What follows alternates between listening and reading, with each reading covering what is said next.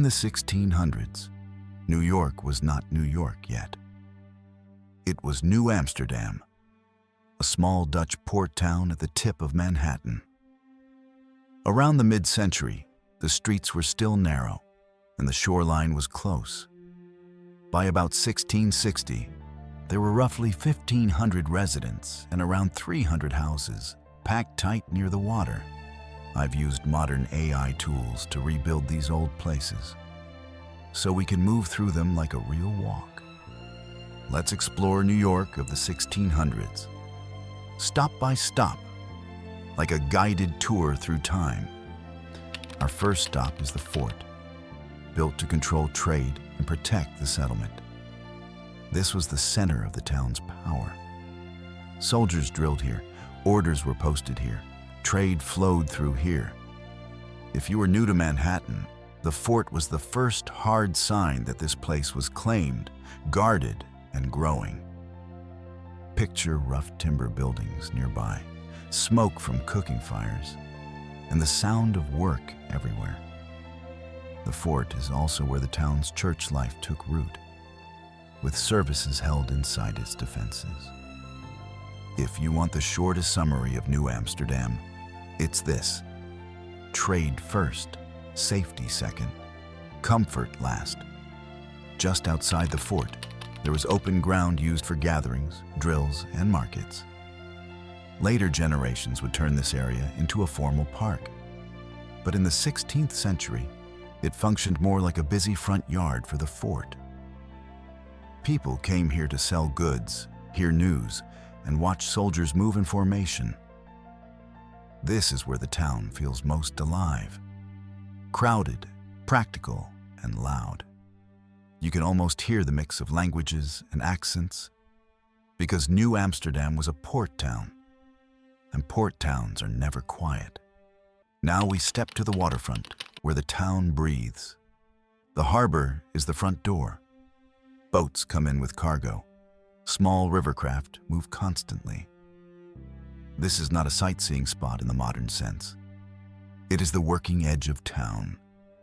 If the wind is up, you'd smell salt, wet wood, tar, fish, and smoke. If the tide is low, you'd notice the mud and the mess. Life here is tied to the water, and the water can be generous one day and dangerous the next. Here's a key detail people miss. Much of Lower Manhattan used to be closer to the water than it is today. Pearl Street ran along the old shoreline and started as a simple path that later became a real street. This is where you would find docks and landing points, with goods moving in and out all day. The street name itself connects to the older shoreline world of shells and oysters. It's not glamorous, but it's the kind of street that tells you how a city is built. One delivery, one crate, one muddy boot step at a time. Let's turn onto a street that still exists by name and by feel. In the 1650s, residents pushed to pave this street with stone, and it became the first cobbled street in the town. This was a brewing area too, with beer and work tied close together. Think of barrels being rolled, carts rattling, and the sharp smell of grain and yeast in the air. The cobblestones mattered because mud was a daily enemy.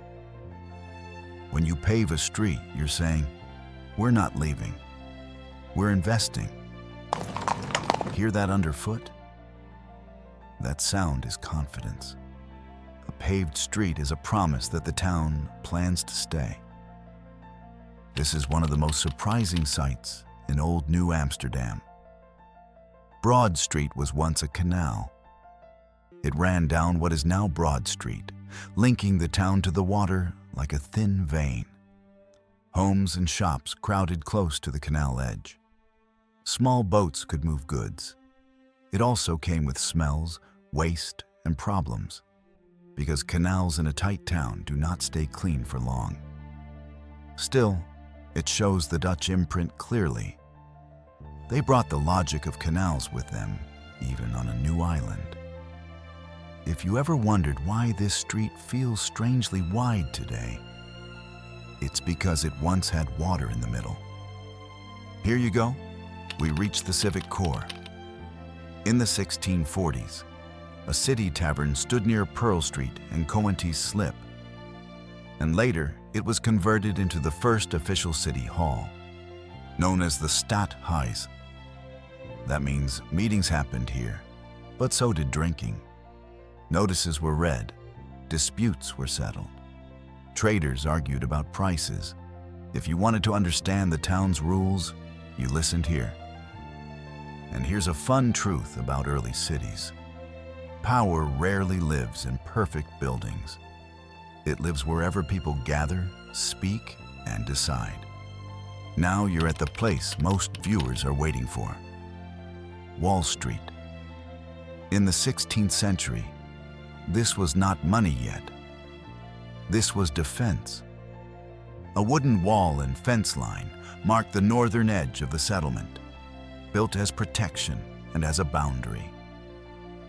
This is the moment when you feel how small the city was. Inside the wall, busy streets, docks, trade, and rules.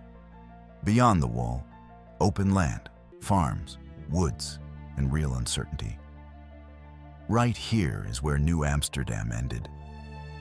Everything past this line felt like the unknown. From the wall, the main road runs north. Today we call it Broadway, but it began as a practical route shaped by older trails in constant use. It carried carts, livestock, workers, and messengers. Broadway is where you can picture the town stretching, not by skyscrapers, but by small steps. A fence moved, a field cleared, a house built farther than the last one.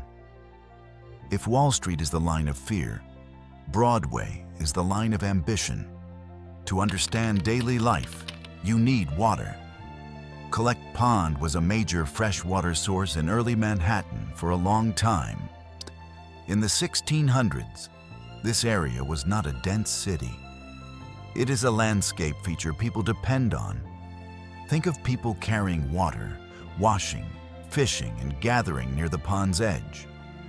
It's also a reminder that the island was not a city yet. It still had places that felt like the countryside, even a short walk from the fort.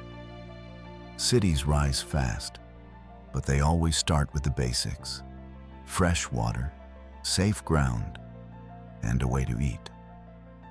Before we end, let's do one thing every curious visitor wants to try: cross the river. A regular ferry service between Manhattan and Breuckelen began in the 1640s.